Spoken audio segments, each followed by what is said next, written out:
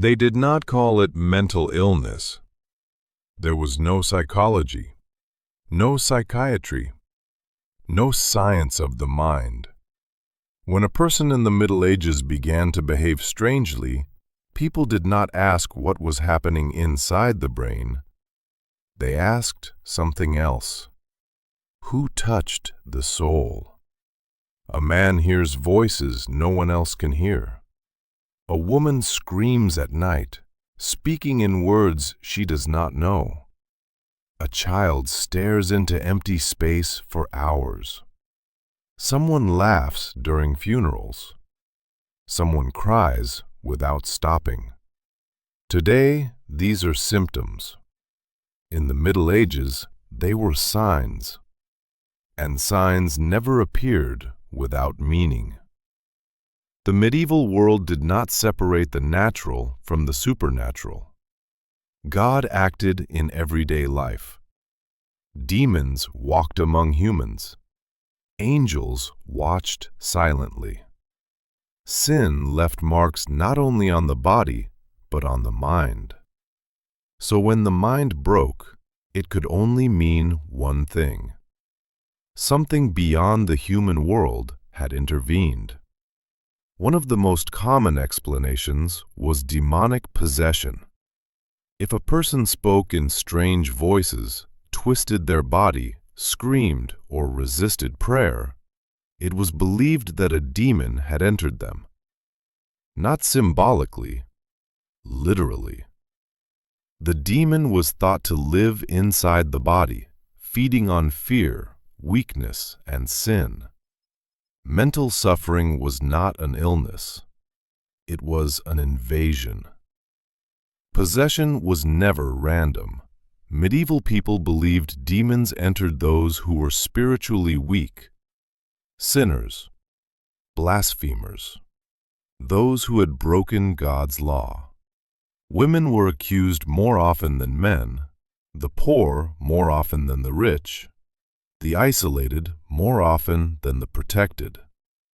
Madness followed social fault lines. When someone was believed to be possessed, care was not the answer. Combat was. Priests were called.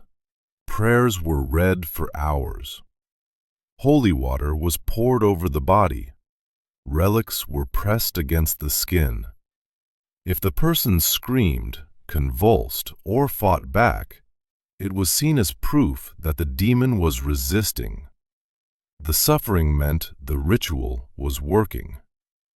Exorcism was not gentle. People were restrained, sometimes beaten, sometimes starved.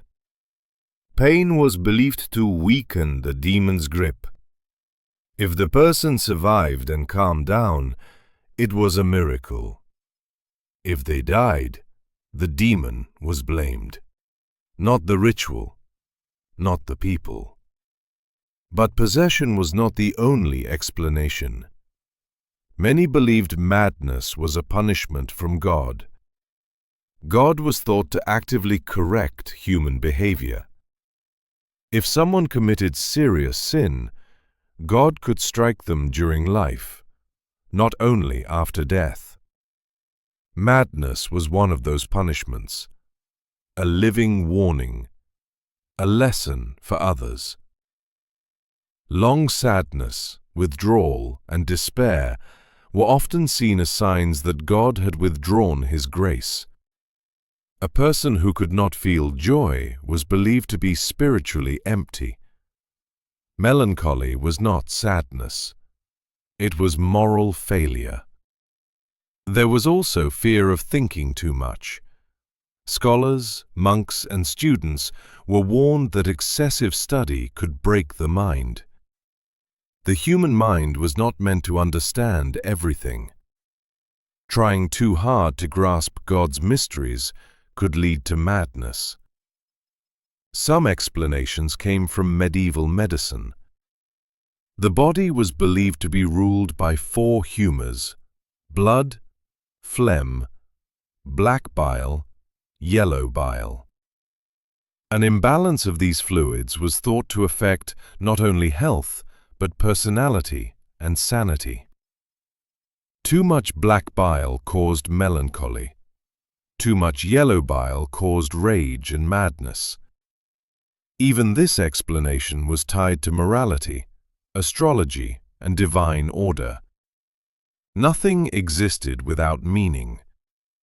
Treatments followed the same logic: bloodletting, purging, strict diets, cold baths. The goal was not to heal the mind, but to force balance back into place. If the patient suffered, it meant the treatment was working. Those who did not improve became feared. They were unpredictable, dangerous, too close to the devil. Families often hid mentally ill relatives or sent them away. Some were locked inside monasteries. Others became wanderers.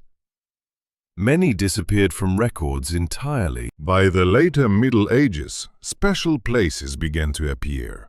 People were confined, chained, and watched. They were separated from society. Madness was something to contain, not understand. And yet, not all madness was feared. Some of it was seen as holy. People who claimed to see visions of God, angels, or saints were sometimes revered. If their words matched church belief, their madness became divine inspiration. If not, it became heresy. The line between sainthood and madness was thin. Mental illness in the Middle Ages was never private. It was public, religious, moral. A broken mind was seen as a broken soul. Everyone watched. Everyone judged.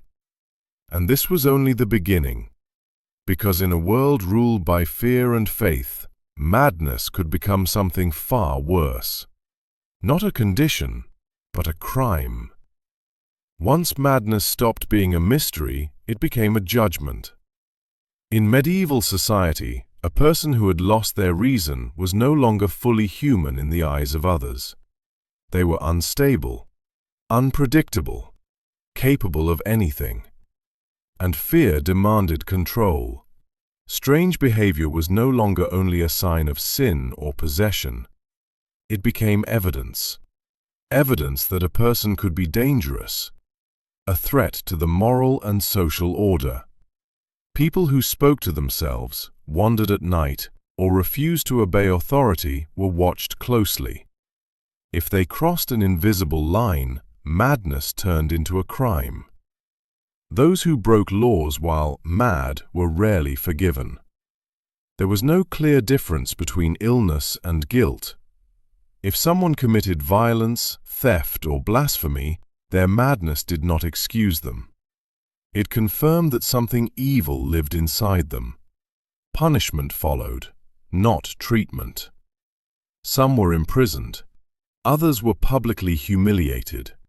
Chains were common. So were cages. Madness had to be seen to be feared. Public display served as a warning. This is what happens when the soul breaks. This is what happens when God is ignored. Women suffered more than anyone else. Female madness was often explained as weakness of the body and mind. Women were believed to be more emotional, more sinful, and more vulnerable to evil forces. Sadness, anger, sexual desire, or refusal to obey could all be labeled madness, and madness in women quickly became something else: witchcraft. A woman who spoke strangely, claimed visions, or behaved outside social norms could be accused of serving the devil. Hallucinations became confessions. Nightmares became meetings with demons. Mental illness turned into proof of guilt. Under interrogation, many confessed to things they did not understand. Some believed they truly were witches. Others simply wanted the pain to stop. Fear reshaped memory. By the late Middle Ages, entire communities learned to associate madness with evil. Not suffering, not confusion, evil. Children learned to avoid the mad. Adults learned to report them. Silence became survival. The rise of institutions did not bring compassion. Early asylums were not places of healing. They were places of removal. People were locked away from families and society. Some were chained to walls. Some were forced to work. Some were kept in darkness for years. The goal was not recovery. It was order. Those inside were forgotten. Time lost meaning. Many entered young, few ever left. Religion remained central to every explanation. Prayer was constant. So was guilt. If a person did not improve, it meant they were not repentant enough. Suffering was seen as deserved. Mercy was conditional.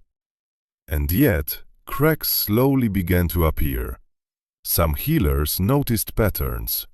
They saw that certain behaviors returned again and again. They noticed that trauma, hunger, and isolation worsened the mind.